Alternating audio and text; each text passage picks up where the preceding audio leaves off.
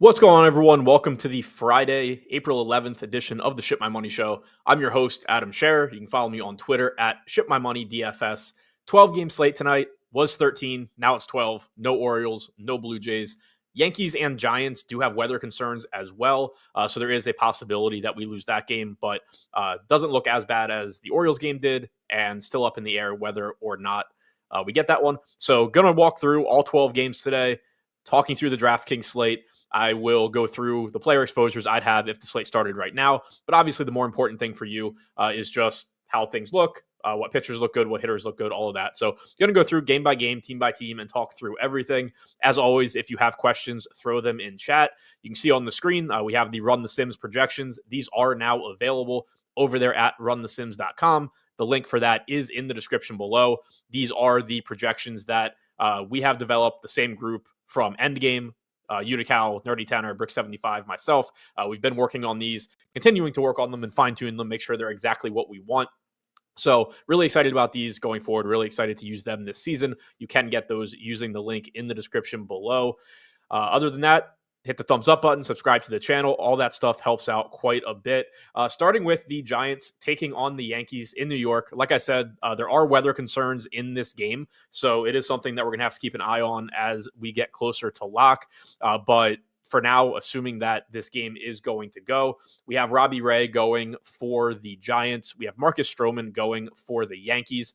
No real interest in Marcus Stroman here, just not a very good strikeout pitcher. You have plenty of pitching to choose from on this slate. He's inexpensive and low owned, so like he has that going for him, but there's nothing that makes him look like any sort of a priority here. Going back to the start of last season for Stroman, only a 16.6% strikeout percentage, also a 4.5 xFIP. He's in Yankee Stadium. None of that's going to look very good. On the other side, I do think Robbie Ray is an interesting, relatively low-owned play in tournaments. The matchup here obviously sucks. The Yankees are a very, very dangerous offense. That goes without saying. The ballpark is a huge downgrade for Ray, going from San Francisco, coming into New York.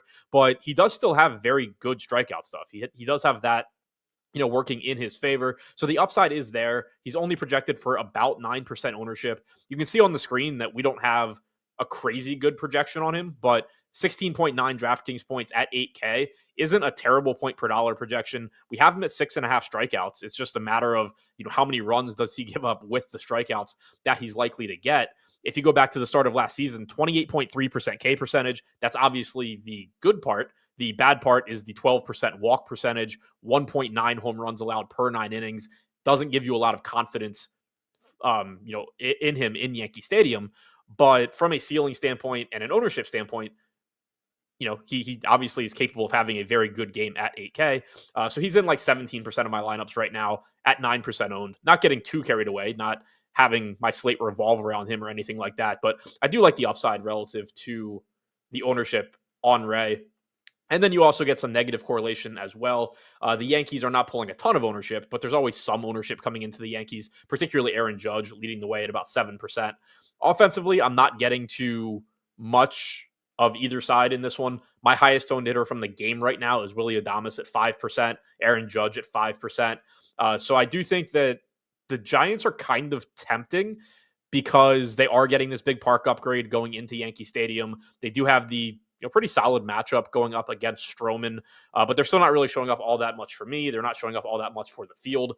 Judge's 7% ownership is the highest mark in this game. Nobody else projected above 4% right now. So it doesn't look like a game that I have too much interest in. Robbie Ray being the guy that I would have the most of right now at 17%, not above 10% on any individual hitter.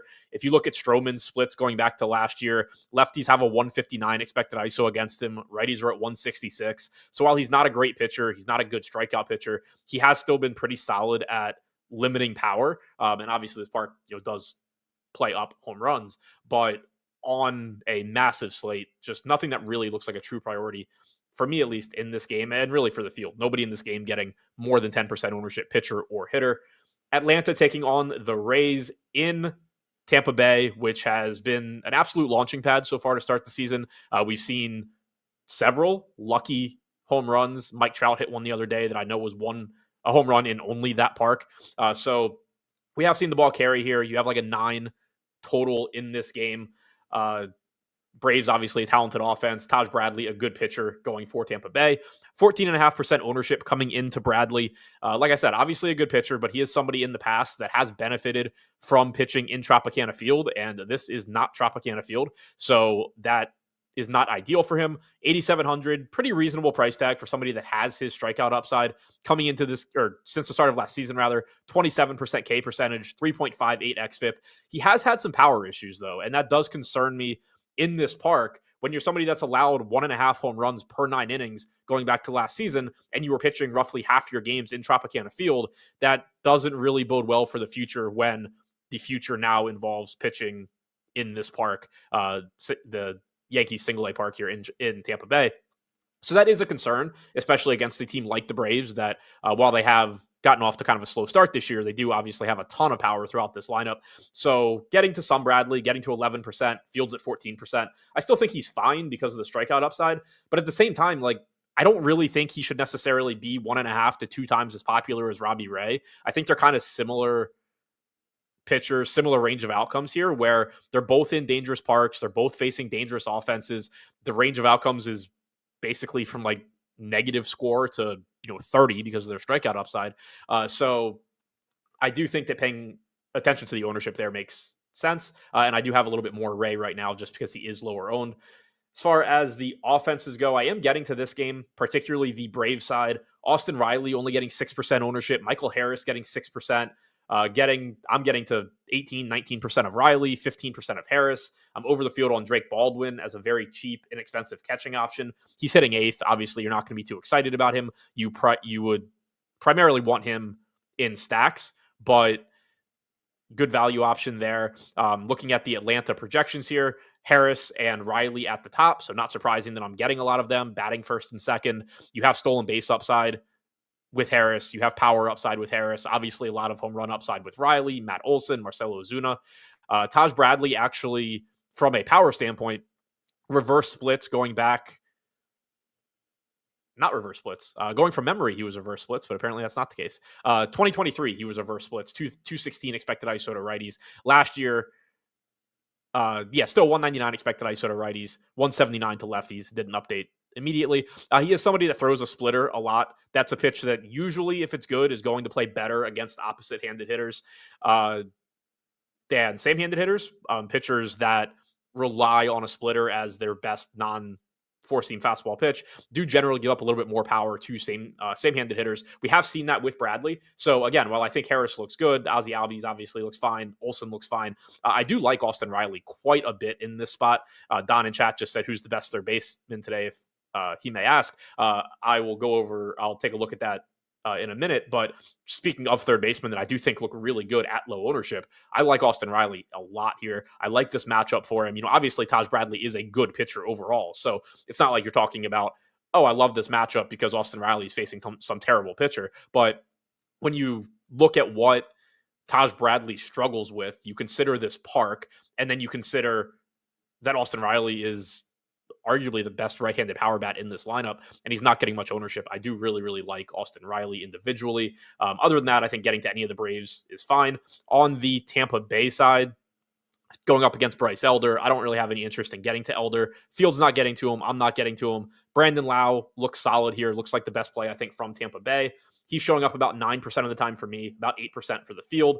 Nobody really standing out in my Tampa Bay exposures one way or the other. The field's kind of in that 3 to 7% range on most of them, and so am I. But Brandon Lau would be the one that I want to get to first. To take a step back and just quickly look at third base, Austin Riley is showing up the most of any third baseman for me right now. So when you say best, there's a lot of different ways that can be interpreted. Rafi Devers has the highest projection. Mark Vientos is getting the most ownership. But if the slate started right now in large field tournaments, Austin Riley would be my highest owned third baseman, and I'd be perfectly fine with that. I think that I do, like I said, I really like this matchup. I like this park for him. Washington taking on Miami in a park that is not great for offense. Washington 4.5 implied run total, Miami at 4.1. Mitchell Parker going for the Nats, Edward Cabrera going for the Marlins. I'm not getting to either one. Fields not really getting to either one. 4% ownership coming into Cabrera, 2% coming in to Parker, and I think that's fine. neither of these guys look all that great here. Cabrera does come with some strikeout upside, but we don't have him projected to go very deep into this game. Only projected for 13 outs here, only projected to face 19 hitters. So that keeps his strikeout projection relatively low. Mitchell Parker on the other side, relatively expensive at 7,900. Not a bad matchup and does generally work relatively deep into games. We have him facing almost 24 hitters here, but 14 fantasy point projection at 7,900. I think there's just going to be other options that I'm going to prioritize, and I expect there to be other options that the field is going to prioritize as well. As far as bats go in this one, I am getting to this game offensively, which does make sense since I'm not really getting to the pitching, although I really don't love going to bats in Miami. But you do have some value here. Eric Wagaman is batting cleanup for the Marlins. He is getting 10% ownership. He is only $2,300. He's not a super exciting play, but he is a value option that will open some stuff up for you, help you pay up for other for better bats throughout the rest of your lineup, help you pay up for pitching. Parker has allowed a 197 expected ISO to righties since the start of last season, only an 18.5% strikeout percentage. So there is power upside here, and that price tag looks good. Not much else standing out from Miami. Otto Lopez would be my next highest owned guy at 8%, Fields at 5%. Jonah Bride has some pop from the right side, batting 6th at 2,500. So I think you can look to Miami as a very cheap stack if you want to, but for me, Wagaman's the guy I'm getting the most from the Miami side. On the Washington side, I am more interested there. Michael Henry said James Wood seems to be the best play on the slate to me. Maybe I should dial it back. I wouldn't say best play on the slate, but I do think James Wood looks good. He's been hitting the hell out of the ball. He's obviously a very highly regarded prospect, one of several for the Nats. And he is somebody that if the slate started right now, I would be a bit over the field. He's projected for 7% ownership. I'm getting to like 9%. But CJ Abrams, Luis Garcia Jr., Josh Bell, James Wood, Keibert Ruiz, these guys are all showing up. The young Cruz, at least even with the field, if not higher, basically on the entire Nats lineup. Cabrera is a pitcher that has good stuff. It's just a matter of health and control and putting it together in the majors. But lefties in particular did struggle, or did do well, rather. He struggled against them last year. 365 expected WOBA, 197 expected ISO, only a 21% strikeout percentage as well. And it's a little bit surprising because he actually throws his changeup more frequently than any other pitch to left-handed hitters and to right-handed hitters. Normally, when you get a pitcher that is that changeup reliant, he is very good against opposite-handed hitters. And if you go back to 2023, he still had a lower strikeout percentage against lefties than righties, but not by as wide a margin as he did last year. He still allowed a little bit more expected power to lefties than righties, but not nearly as much as last year. So remains to be seen, if he is able to turn things around. He is generally pretty highly regarded as far as arm talent goes, but he did have real issues last year. Like I said, 365 expected WOBA to lefties, 197 expected ISO, and then now you're going up against CJ Abrams, James Wood, Garcia, Bell, Keibert Ruiz, all these guys hitting from the left side. Paul DeYoung, Dylan Cruz, both right-handed, but both still have some power in their lineup or in their bat rather, and neither of them are very expensive. So I do like getting to the Nats here, especially at relatively low ownership. The two things that would make them more appealing to me would be, one, if Edward Cabrera were getting any ownership, so you'd get some negative correlation, or two, if they were playing in a better park. But still, all of that stuff factored in, I am still getting to the Nats a pretty decent amount. I like the left-handed bats that they have. I like the way they match up with Cabrera based on what he struggled with last year. Taking a quick look at the Miami bullpen to see what they have available.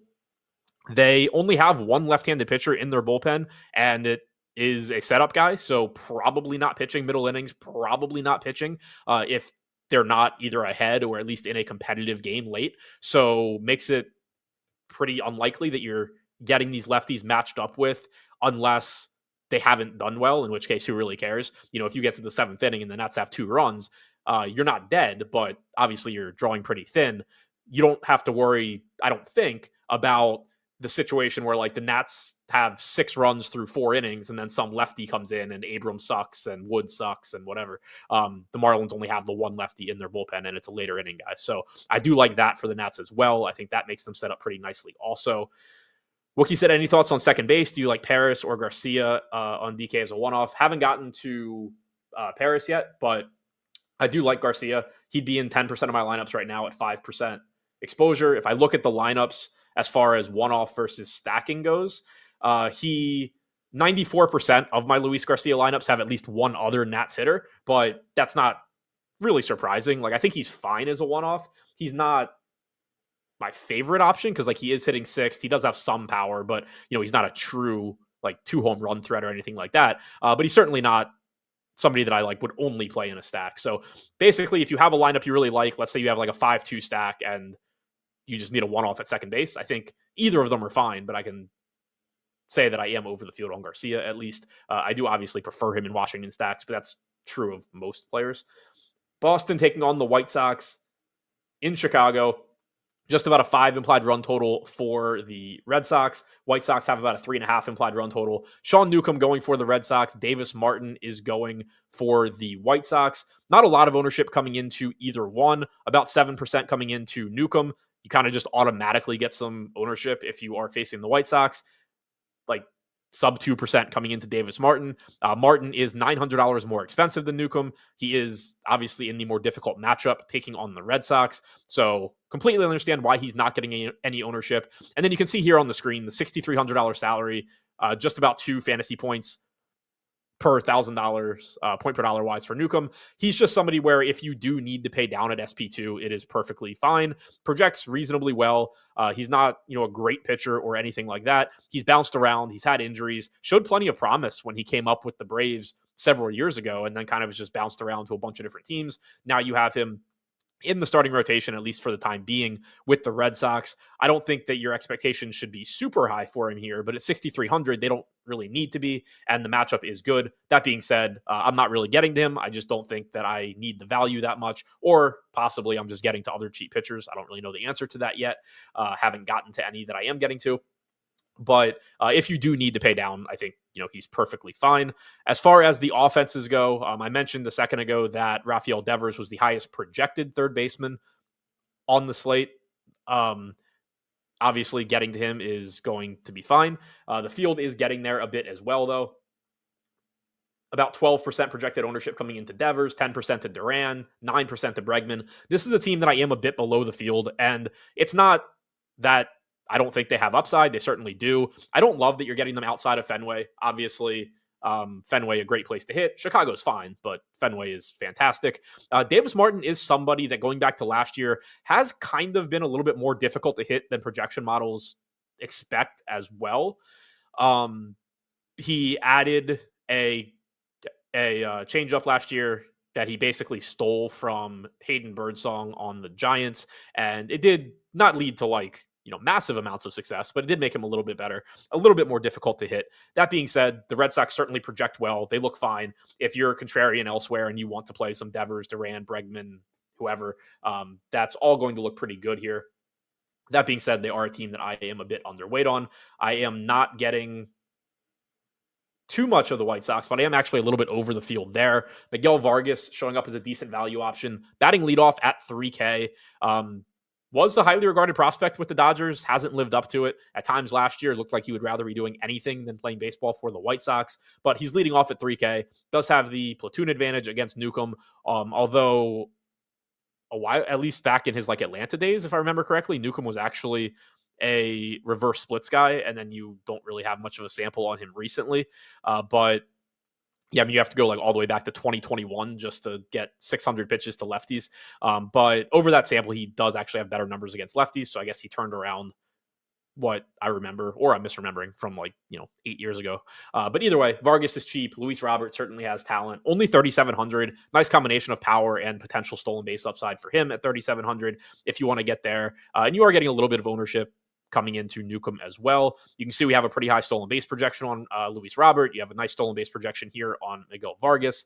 Nice stolen base projection on Michael A. Taylor as well at 2,700. He comes with some power upside too. So I think the White Sox are kind of interesting for basically an unknown team, but at the same time, they are also the White Sox. So keep in mind that they are an actually awful baseball team.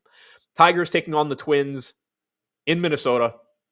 4.3 implied run total for the Tigers, 4.2 for the Twins. Reese Olson for the Tigers. David Festa, I believe, going for Minnesota. He's at least listed right now. We might not have had him in when I did my last update before the show. So waiting for him to get confirmed to show up in our projections, but it should be David Festa for Minnesota based on what I've seen. He's not getting any ownership, at least right now.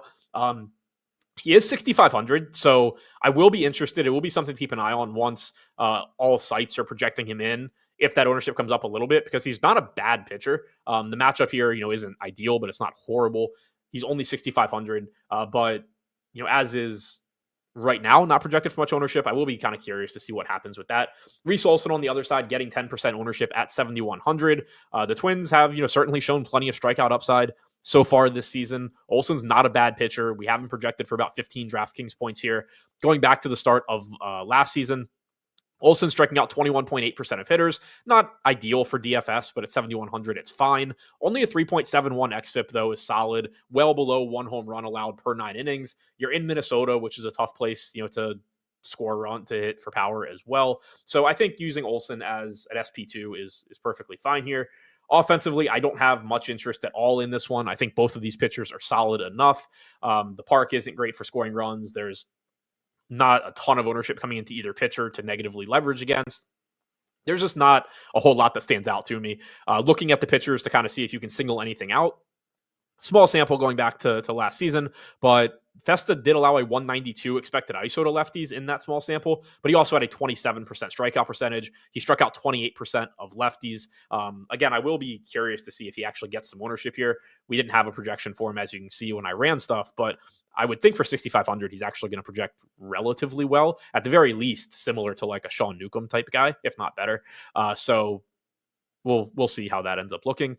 On the other side, Olson, a solid pitcher as well. Only a 134 expected ISO to lefties, sub 100 to righties. So nothing that really stands out here as a particularly strong play to me. And that's reflected in the fact that I'm not really getting to much of either offense in this spot as well. Angels are taking on the Astros in Houston. 4.8 implied run total for the home team Astros. 4.4 for the Angels. Ronel Blanco is going for the Astros. Jack Kahanowitz is going for the Angels. No real interest in Kahanowitz, sub 2% ownership. I'm not getting to him. Blanco getting 7% ownership at 8,600. I'm not really getting there. This Angels offense has been very good to start the season. We'll see how long that lasts. But right now, you have a healthy Mike Trout, knock on wood. 8,600 seems pretty expensive to want to get to Blanco. We don't have that good of a projection on him at all for the salary. So the field's not getting to much of him, and neither am I. If you go back to the start of last season, only a 123 expected ISO to righties for Blanco, 204 to lefties, 26% strikeout percentage to righties, 23% to lefties. So I would prefer getting to left-handed power bats against him if I can. The Angels don't really have those, though. Mike Trout's right-handed, Solera's right-handed, O'Hoppe's right-handed, Odell's right-handed, Ward is right-handed. So you can play these guys, and I am getting to them some. Mike Trout showing up 14% for me. Solera's at 11, O'Hoppe's at 11, Adele's at 5, Ward's at 5. Field is not higher than 5% on anybody. So I am overweight on the Angels, but I would certainly prefer if they had more good left-handed hitters. Luis Rengifo is pretty much the only one. And he does come with stolen base upside too, which obviously is nice. And he's only getting about 5% ownership. So I do think the Angels are a solid contrarian stack. I'm basically 2x the field across the board. Not going too crazy on them, but Blanco, I think, is kind of a middle-of-the-road pitcher, and I'm fine getting to a pretty talented offense when they're healthy. On the other side, I do like the Astros as well. Kahanowitz is a pitcher that I just really don't buy into at the major league level.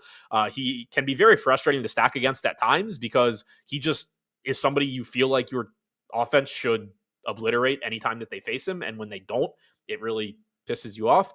He just does not strike anybody out. Going back to the start of last season, 13% strikeout percentage to righties. Sorry, not the start of last season. Going back to his call-up last season, so small sample, but 13% strikeout percentage to righties, 9% to lefties. Give me Yordan Alvarez here at 5,600. You're going to let Yordan Alvarez hit the ball, and when he hits the ball, he hits it hard. 179 expected ISO to lefties, 365 expected WOBA. Really like Alvarez. Field's getting to about 10%. I'm a bit above that at 17%. Jeremy Pena, I'm like 2x the field. Field's at 5% on him. Field's at about 8% on Yainer Diaz. I'm a little over the field. I'm a little over on Walker. You have Paredes here in Houston. I've mentioned this already this year, but this ballpark was built for Isaac Paredes to hit home runs. He's in like 6%, 7% of my lineups right now, pretty much in line with the field. But again, you have a pitcher in Kahanowitz that doesn't miss a lot of bats. When he's on, he can locate, keep the ball on the ground. But the margin for error for a pitcher like this is just so small because if he's missing his spots, he doesn't have the ability to miss bats. And you're just going to get hit hard if you're not commanding the ball well.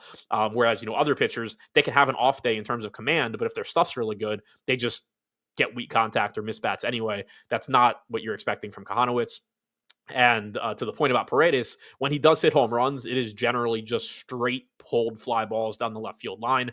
In Houston, you have the Crawford boxes in left field. If you are not familiar with the layout of Houston's ballpark, the left field portion before it gets very deep in left center is just basically right behind third base. It's like 300 feet away or something. So it's kind of like, just think about like Fenway Park, if you're not familiar with it, except with a lower wall. It's still high, but it's not Green Monster high. So it's built perfectly for Paredes, who just pulls fly balls. So I do think that he is in a pretty good spot here. I like getting to the Astros. I'm over the field on both offenses in this game and perfectly fine with that. Not getting to the pitching, though. Philadelphia taking on the Cards in St. Louis. 4.7 implied run total for Philly, 3.9 for the Cards. Aaron Nola going for the Phillies. Andre Payante going for the Cardinals. No ownership coming into Payante. I'm not really getting to him either. Not a ton coming into Nola either. About 9% projected ownership coming into him. I'm getting to like 3%. He is outside of Philadelphia, which is one of the weirder splits that you get to in baseball. Generally, I don't care too much about home road splits for pitchers, but with somebody like Nola, who has pitched in Philadelphia his entire career, the fact that he's better at home does kind of just stick out as being weird, and probably some sort of comfort thing, or, they get the mound exactly how he wants it or whatever, because that's a park where you should be worse at home than on the road. It's a good hitter's park. That has never really been the case for Nola. Just kind of pointing that out as something interesting about him. That's not going to move your projection very much at all. But at 9K, secondary option, fine. Just not somebody that is showing up as great. We don't have, a great projection on him here. You can see about 15 fantasy points. So as a secondary option, I think it's okay. But as I mentioned, I'm getting to more like Robbie Ray at the same ownership for $1,000 less. I think that the spot is more dangerous for Ray, but Ray also has a little bit more strikeout upside. Nola, since the start of last season, only a 23.8% K percentage. You saw that drop off a bit last year. 1.45 home runs per 9 as he struggled with power a bit. So I do like the strikeout upside for Ray at $1,000 less, even though the matchup is more dangerous against the Yankees in Yankee Stadium without question. Offensively here, not a park that I generally love getting to bats. Field's not getting to bats. I'm not getting to bats. To me, this is just one where if you want to click Bryce Harper, Trey Turner, Kyle Schwarber, clearly go for it. They're really good. They obviously have a ton of upside, but nothing really showing up for me here. Payante doesn't miss a lot of bats for the Cards, but he doesn't give up power whatsoever either. Since the start of last season, only a 104 expected ISO to lefties, 100 even to righties, 18.5% K percentage to righties, 19% to lefties. Just does a good job of getting weak contact, keeping the ball in the park. So if you are going to the Phillies here, you're just betting on the massive amounts of talent that they have in this lineup, which again, is fine. They're low owned. Anytime you can play this Phillies team at low ownership, I think you're fine. But it's not showing up as any sort of a priority for me in a park where it's tough to hit home runs, at a time of year where it's tough to hit home runs against a pitcher who it is difficult to hit home runs against. There's just plenty of other spots that I prefer on this slate, even though they do have the relatively high 4.7 implied run total. Rockies going into Petco Park, getting out of Coors Field, 4.6 implied run total for the Padres, 3.4 for the Rockies, and we are getting to one of the biggest priority pitchers on this slate. He's been mentioned in chat a couple of times that I've seen. Nick Pivetta going for the Padres, $9,100 price tag, taking on this god-awful Rockies team. Nick Pivetta is a very good strikeout pitcher. He has a 27.8% K percentage since the start of last year, 3.62 xFIP. Walk percentage is only at 6%, 6.5%, which is good. 21.4% K minus BB percentage is better than any pitcher on this slate other than Yamamoto and Jacob deGrom. He does give up power, 1.68 home runs per 9. That's the dangerous part here. Is we saw Petco play very, very favorably for right-handed power last year. Pivetta does give up power. Anybody that's played DFS, MLB DFS for any period of time knows that Nick Pivetta can be a very volatile pitcher, but that strikeout percentage is very high. The matchup against the Rockies is extremely good outside of Coors Field. 3.4 implied run total. Since the start of last season, their active roster against right-handed pitching has an 86 WRC plus. They have a 26.6% strikeout percentage, and that strikeout percentage in reality is even worse or higher, however you want to phrase that, because strikeout percentage is not a stat that is normalized for ballparks like WRC plus is, and it is more difficult to strike out in Coors Field than any other park in baseball. So you somehow have an offense, a team that has the third highest strikeout percentage against right-handed pitching on their active roster while playing half of their games in the park where it is the most difficult to strike out. If this team played all of their games in Neutral Park, if they played all of their games in Petco Park, the strikeout percentage would be even higher. So really, really, really good spot for Nick Pivetta here. You can see on the screen we have him projected for nearly 7 strikeouts, have him projected for between 5 and 6 innings, which is pretty normal as far as workload projections, 22 batters faced. So looks very, very good. Happy to get to Pivetta. Fields at 43%. I'm at about 59% right now and have no issues with that. Herman Marquez on the other side, 6K flat, so he is cheap, but not getting any ownership. I'm getting to like 4%. The matchup with the Padres sucks, even though you don't have a couple of their best players, or I guess Tatis may be back.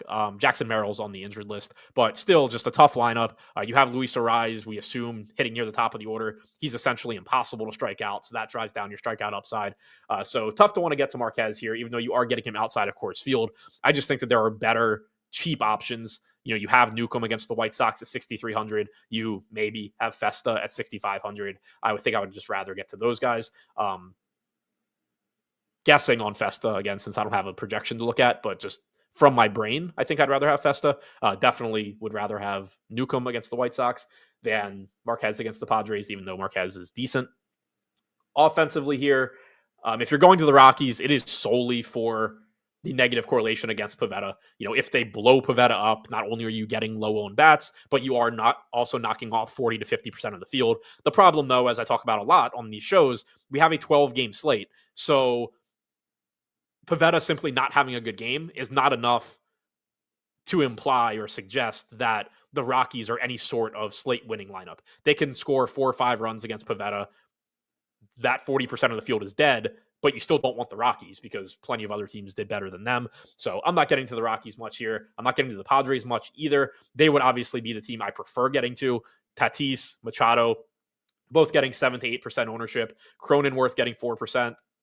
If you're getting to that offense, perfectly fine with it. It's just not where I'm getting to. Marquez hasn't really been healthy the last few years, so we don't have much of a sample size until you go back to 2022. But going back to 2022, 177 expected ISO allowed to lefties, 156 to righties. You would prefer lefties, all things equal, but obviously you're happy getting to Tatis, you're happy getting to Machado. And I mentioned this on a show the other day as well. Fernando Tatis is back to running a lot. If he gets on base, he is looking to run pretty much every chance he gets. So very high stolen base projection on him as well. That just, adds to his ceiling. And if you are playing the Padres, should make you feel even better about getting to him. Before I move on to the last few games, reminder, I mentioned it at the top of the show, but you can use these projections now from Run the Sims. These are the projections that Nerdy Tanner, Utica, Brick75, myself have worked on, continue to work on, looking to improve, obviously, as the year goes on as well. But very happy with these, very excited to use these. Factors in any data that we can get our hands on, all of the stuff that you've heard me talk about on shows. If you're an Endgame Syndicate member and you saw Utica and I talking about things that we look for in MLB DFS, all of that stuff is baked into these projections. Things that, in the past on shows, I'd have to be like, oh, well, he projects this way, but also there's this other thing that isn't factored in, and so I feel differently. It's factored in now, and I'm really excited about that, really happy with that. So looking forward to using these this season, and again, you can use them as well. Also, as you can see on the screen, if you're somebody that is into prop betting, we are in the process of coming out with some prop betting specific tools. They're not available yet, but you do have the full set of projections available to you. So not only do you get your fantasy points, you get your home run projections, you get your strikeout projections, you get any stat that you want. If you wanted to use those to bet, you can do that as well. Obviously, you can sort by whatever you want in here, stolen bases as well. So definitely check those out. Really excited to be offering these over at Run the Sims and looking forward to baseball season over there. Moving on to Milwaukee, taking on the Diamondbacks in Arizona. 4.9 implied run total for the D-backs, 4.3 for the Brewers. Eduardo Rodriguez is going for the Diamondbacks. Jose Quintana is going for the Brewers. I will be honest with you, I did not realize Jose Quintana was still playing Major League Baseball. I wish he would stop because he frustrates me pretty much every season, whether I'm taking hitters against him or for some reason putting him in my lineups. Whatever it is I need him to do, it generally ends up not happening. But doesn't look like much of an issue today. Nobody is playing Quintana, including me. Rodriguez getting 8.5% ownership at 8,100. Where is this game? There it is. Getting 8.5% ownership for Rodriguez. I'm getting to like 2%. He's a secondary play at 8,100 if you want to get there, fine. He does have good strikeout upside. We saw him strike out, I think, like 12 guys already in a game this year. 24% strikeout percentage, 3.85 xFIP going back to last season. Solid pitcher, perfectly fine spot here. 4.3 implied run total for Milwaukee. Active roster for the Brewers since the start of last season against left-handed pitching does have they're middle of the pack with a 23% strikeout percentage, 102 WRC plus. Pretty average matchup for Eduardo Rodriguez, but he is a pitcher that does have plenty of upside if you want to get there at modest ownership. Offensively here, we don't have a ton of ownership coming into either side. William Contreras leading the way at about 10%. I'm basically half the field on him at 4,700. Very high ceiling for him. One of the better hitting catchers in baseball. Gurriel, Carroll, both in this game give you some upside as well. But I'm pretty much under the field on this entire game offensively. Not that they're super popular. Most of the good players in this game are like 5 to 10% owned. I'm getting like sub 5%. But it's kind of similar to like to the Red Sox, where I think they're fine. Like, obviously, any of these hitters are okay to get to, but there's just other lower owned offenses or similarly owned offenses that I prefer. One thing to keep in mind with Rodriguez is that he did generally do a good job limiting right-handed power, but that actually has not been the case in recent seasons. If you go back to 2023, 181 expected ISO allowed to righties, only 121 to lefties. You go back to last year, it jumps to a 219 expected ISO to righties, 187 to lefties. He's somebody that back in his time with like the Red Sox was actually a reverse splits guy or neutral. But now he does actually have pretty big splits, allowing power to right-handed hitters. So that does set up well for somebody like William Contreras, for Rhys Hoskins, for Joey Ortiz, right-handed bats that have some power in that Milwaukee lineup. But again, not a team that I personally happen to be prioritizing on this slate, and that's the same for Arizona as well. Texas is taking on Seattle. In Seattle, Jacob deGrom on the mound for the Rangers. Good strikeout matchup, great park. I've seen his name come up in chat as well, and he is somebody that I expect to be getting a lot of also. Field is getting to 27%. I am getting to like 75% now. A lot of deGrom and Pivetta pairings for me, and that's fine on a 12-game slate. Like, obviously, it's going to be a popular pairing. They're going to be popular individually. They're going to be popular together. But when you have 24 offenses to choose from, you are going to just be able to get low-owned offenses elsewhere. Power said Cronenworth is on the 10-day, so yeah, that's another quality bat not in the Padres lineup. It will bring down your interest, I think, in stacking them, but it's still not going to make me super likely to get the Herman Marquez on the other side. deGrom, we've seen, somewhat limited this year, generally around like an 85 pitch count, but very, very good strikeout matchup for him. Great park. We have him projected for, just for between 5 and 6 innings, 22 batters, 7.5 strikeouts. Great strikeout matchup here. The Mariners active roster has the second highest strikeout percentage against right-handed pitching in baseball since the start of last season. The only team that has struck out at a higher rate is the White Sox. deGrom, his stuff hasn't graded out quite as well this year as in the past, but obviously that is an extremely high bar. Going back to last season, still like 26% strikeout percentage for him, only a 3.5% walk percentage as well. So generally an efficient pitcher, which helps you work a little bit deeper into games, even if you are on somewhat of a short leash. He looks very, very good. The salary here at 9,500, I think, is fine. Happy to get to deGrom. And then on the other side, you have Bryce Miller in arguably the best place to pitch in baseball as well. Getting 12% ownership at $8,500. I'm getting to 9 to 10%. So pretty close to the field on him. He has struck out since the start of last season, just shy of 24% of hitters, 3.91 xFIP, just a solid pitcher all around. Certainly not the same level of talent as deGrom, but still a good pitcher. in a great park and a pretty average matchup here against Texas. We don't have that lineup yet, but it is a pretty solid lineup. But the park just does a lot to mitigate offense. The Rangers active roster does have a bottom 10 K percentage against right-handed pitching since the start of last year, so that does hurt Miller a bit. You can see here pretty modest strikeout projection at 5.4. We have him facing nearly 24 batters.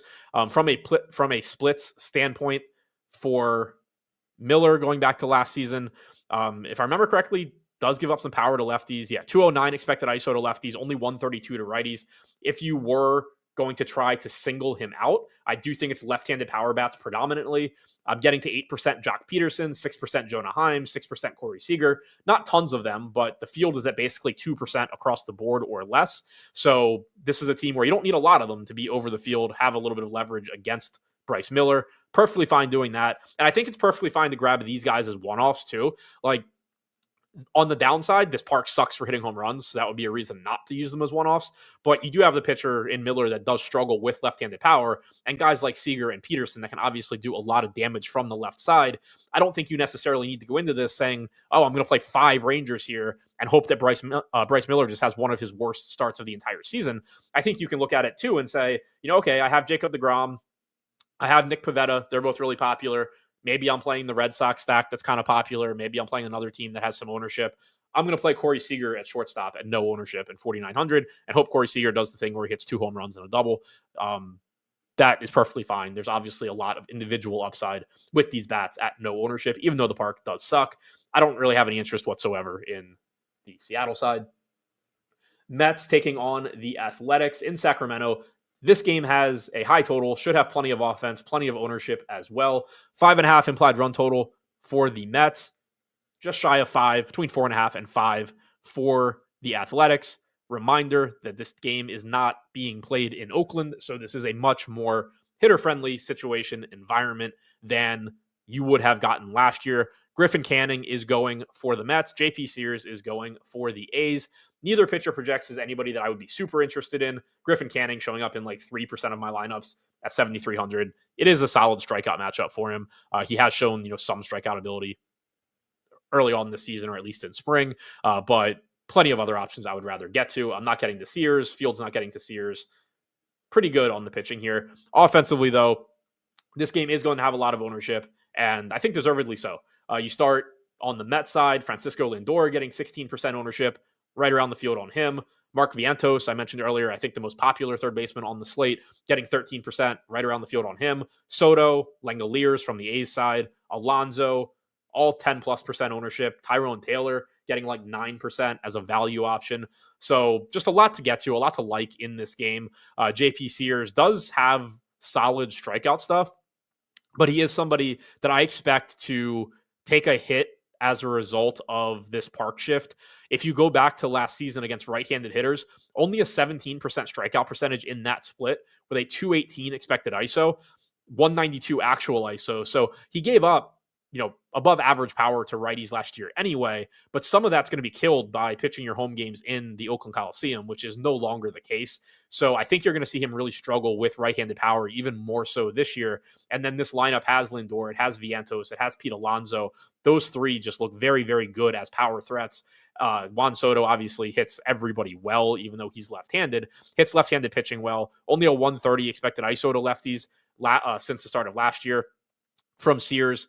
141 since 2023, but that obviously is not all Juan Soto quality lefties. If every lefty he faced was Juan Soto, he would probably have a higher expected ISO than 130 to lefties. So clearly you can still get to Soto. On the other side, Canning, a bit of an enigma. He showed some ability with the Angels a few years ago, and then he started to look like a guy that probably shouldn't be playing Major League Baseball. Truth is probably somewhere in the middle. Going back to last year, 170 expected ISO to righties, 183 to lefties. There is plenty of power upside in this A's lineup. Shea Langoliers, already mentioned getting like 12% ownership, but one of the better power hitting catchers. And I compare him a lot to Cal Raleigh because they're both similar in that their salaries are relatively low because up until this year, Langoliers played in a very pitcher-friendly park, and then Raleigh still does play in a very pitcher-friendly park. But on this slate, Langoliers even stands out a little bit more because he's not facing Jacob deGrom, and Cal Raleigh is. So that gap, where if you're just looking for like the relatively cheap $4,100, $4,200 catcher that has massive power upside, whether you're stacking him or not, the gap between Raleigh and Langoliers is a little bit wider than usual, since only one of them is facing Jacob deGrom and the other one is getting to face Griffin Canning in a much, much better place to hit home runs. So Langoliers looks very good, whether that's in stacks or individually. Brent Rooker, tons of power. Relatively expensive at $5,500, but plenty of power upside there. We've seen Tyler Soderstrom hit the shit out of the ball to start the year. He is getting more expensive. He's $4,400, getting 7% ownership. Lawrence Butler has plenty of power at $4,900. I'm right around the field on Oakland. I'm right around the field on the A's. But I do think this game looks very, very good offensively. I agree with the field that you should be getting here. And this does also kind of put things back into context too, where I wasn't getting quite to the field on the Red Sox. I wasn't getting quite to the field on the Arizona-Milwaukee game, even though I thought those games both looked perfectly fine. Generally, that's what you're going to see from me, at least. Like, I'm probably going to be getting around or over the field on one of the more popular lineups or offenses. But then I'm probably going to be shaving ownership off of the rest of the top 3 or 4 offenses to be able to get over the field on a number of others, given the amount of volatility in baseball. So I don't really want to give up the Mets here against Sears in this park. I'd rather give up the Red Sox in Chicago. I'd rather give up, the Milwaukee game, or, not entirely, but at least some of it, to be able to still get to the Mets while also getting over the field on those teams I liked, like the Astros. I liked at low ownership, like the Astros, the Angels, teams like that. So that's kind of what you're seeing here, and putting everything into full context. And then wrapping things up here with the final game of the night, Good Hitters Park in LA. Yamamoto on the mound for the Dodgers, 5.1 implied run total for them. For the Cubs, we have Matthew Boyd, who I keep forgetting pitches for the Cubs, 8,300. This is somebody that used to be a very, very good strikeout pitcher, now kind of just run-of-the-mill, middle-of-the-road overall pitcher. Still does have some strikeout upside here, but obviously a tough matchup against the Dodgers, and you're not getting any sort of salary discount either at 8,300, so I'm not getting to him. Yamamoto is getting 15% ownership at 9,700. I'm below the field because I just have so much DeGrom at that price point. But if you wanted to mix in more Yamamoto, that is certainly perfectly fine. The matchup against the Cubs is less than ideal. It is a quality offense for sure. You have to deal with some very good hitters throughout that lineup. The park is good for offense, as I mentioned as well. Anytime you have to deal with Kyle Tucker hitting against you, you're hitting second probably, that's going to be a problem. But Yamamoto is a good pitcher. 28.8% strikeout percentage is the highest on the slate. 2.8 xFIP is the best on the slate since the start of last season, even better than DeGrom. 22.3% K percentage is better than every pitcher on this slate other than DeGrom since the start of last year. Yamamoto is very, very, very good. The park, again, not as good as T-Mobile. The matchup, not as good as DeGrom's. But you are getting like 1.5 to 2x the ownership likely coming into DeGrom as well. Perfectly valid if you want to play more Yamamoto than I am or less DeGrom than I am, however you want to think about that. Perfect example of just a spot where my exposures are a data point for you, but there's no real right or wrong answer here. I certainly wouldn't tell anybody not to play Yamamoto, but I do just love DeGrom. Offensively, I would expect to be getting to the Dodgers a bit. I'm not getting as much as I guess I thought that I would. Pretty close to the field. Shohei Ohtani leading the way at 11% ownership for the field. Nothing surprising there. The dude's pretty good at baseball if you weren't aware. Will Smith, one of your highest upside catchers, getting 10% ownership. Teoscar, Mookie Betts are getting some ownership here. 5 to 10% on those guys, and then it drops down to like sub 5% on the rest of the Dodgers. So just another secondary offense here where I'm pretty close to the field. Matt Boyd, not much of a sample since last year. Go back to 2023, 154 expected ISO, 25.5% K percentage to righties. Small sample last year, only threw 672 pitches to them. He did hold them below a 100 expected ISO with a 27% strikeout percentage. So there is that. The Dodgers are one of these teams where you can come up with any stat that you want about a pitcher like Matthew Boyd, a pitcher that is solid but not elite.